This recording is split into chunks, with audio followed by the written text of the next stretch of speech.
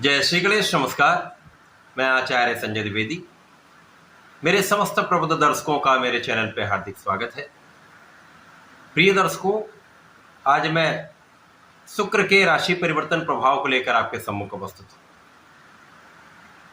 9 ग्रहों में अत्यंत सौम्य ग्रह, शुभता प्रदान करने वाले तथा इस जगत के समस्त भौतिक सुखों को प्रदान करने वाले दैत्यों के गुरु शुक्राचार्य, जो एक गुरु भी हैं तथा इस जगत के समस्त सुखों को प्रदान करते हैं, 29 जून को अपनी राशि का परिवर्तन करके स्वराशि में प्रवेश करेंगे। वृषभ राशि में इनका प्रवेश होने जा रहा है, जो अत्यंत महत्वपूर्ण भी है, कुछ विशेष योग बनाने वाला है।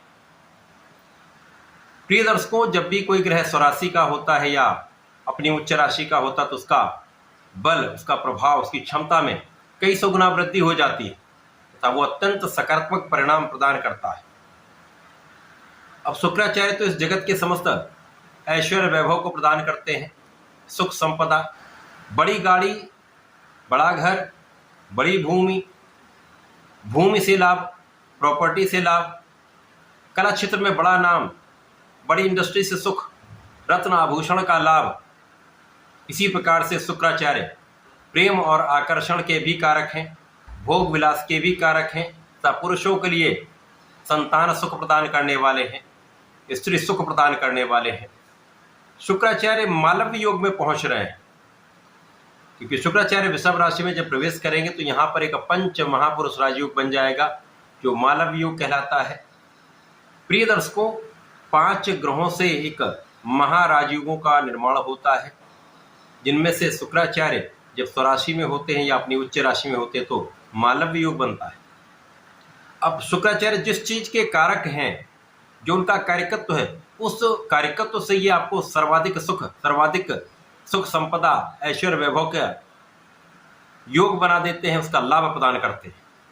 प्रिय दर्शकों, शुक्राचार्य जब मालव्य योग में होंगे तो निश्चित रूप से वो जो उनका कार्यकत्व है, उस कार्यकत्व को पूर्ण रूप से ये फलीभूत करेंगे। सुख संपदा, ऐश्वर्य वैभव, प्रेम तथा सौंदर्य की प्राप्ति कराने वाले। आज मैं मेष राशि के लिए शुक्राचार्य के इस राशि परिवर्तन का, मालव्य योग का किस प्रकार का परिणाम प्राप्त होने वाला है, मेष राशि के जातकों को कितना सुख प्रदान होगा, कितना ये इस समय का लाभ ले पाएंगे, अथवा कहीं पर कोई समस्या या अवरोध है तो उसका क्या निराकरण, संपूर्ण विश्लेषण मैं पूर्ण तरीके के साथ करने जा रहा हूं। प्रिय दर्शकों, इस राशिफल को आप अपने चंद्र राशि के आधार पर देख सकते हैं।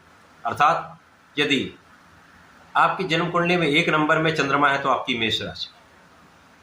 मेष राशि के लिए शुक्राचार्य आपके लिए धन तथा सप्तम के स्वामी। धनेश सप्तमेश का गोचर धन भाव में ही प्रारंभ होने जा रहा है। 29 जून को जब ये आपके धन भाव में प्रवेश कर जाएंगे तो आपके लिए इस भाव का प्रभाव कई सौ गुना बढ़ने वाला है। मेष राशि मंगल की राशि है। मंगल और शुक्र का जब भी संबंध बनता है तो समभाव में होते हुए यह अत्यंत विशेष प्रभाव देता है। यहाँ पर आपके प्रेम और आकर्षण में वृद्धि हो जाती है तथा यहाँ पर धन भाव में इनका गोचर अत्यंत विशेष इसलिए भी है क्योंकि ये परिवार का भाव, पारिवारिक संपत्ति का भाव है, वाणी का भाव है तथा धन का भाव। तो इन समस्त भावों की प्रबलता आपको प्राप्त होगी।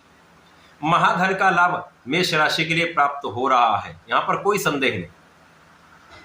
यहाँ पर आपके कार्यक्षेत्र में विशिष्टता आएगी, यहाँ पर आपके व्यापार में विशिष्टता आएगी, यहाँ पर आपके प्रोफेशन में बहुत अच्छा आप करने वाले हैं, जिसका संपूर्ण लाभ आप अपने कार्यक्षेत्र में लेने वाले।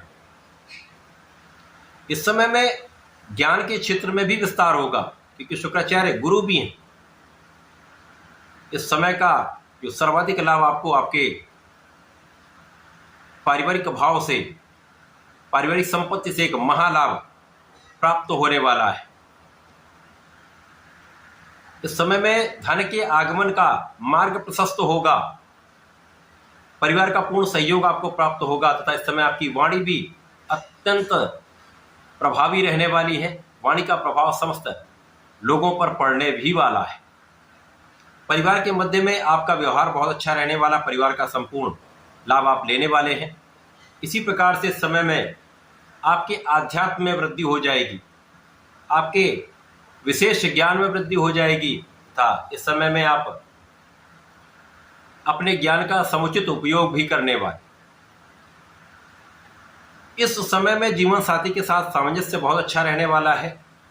आपसी प्रेम में वृद्धि होगी तथा जो जातक साझेदारी में कार्य करते हैं, व्यापार करते हैं अथवा किसी प्रोफेशन में हैं, तो निश्चित रूप से यहाँ पर साझेदारी में एक बड़ा धन लाभ आपको प्राप्त होता दिख रहा है। कला क्षेत्र के जातकों के लिए विशेष योग है। इस समय पे आपके अवसरों का बढ़ना आपके धनदायक स्थिति बनाने वाला है। धन की स्थिति बहुत अच्छी रहने वाली है। विशेष रूप से गायन के क्षेत्र में जो जातक है उनके लिए भी बड़ा अवसर है। नए कॉन्ट्रैक्ट आपको प्राप्त हो सकते हैं। इस समय में आपको अपने मन पर थोड़ा सा नियंत्रण रखना चाहिए। किसी भी प्रकार के भटकाव से बचना चाहिए तथा इस समय का संपूर्ण उपयोग करने के लिए आपको प्रत्येक शुक्रवार को भगवान भोलेनाथ पर जलार्चन करना चाहिए।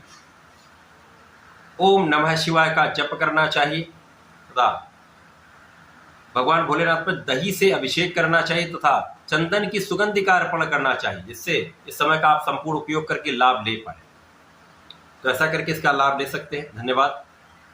नमस्कार।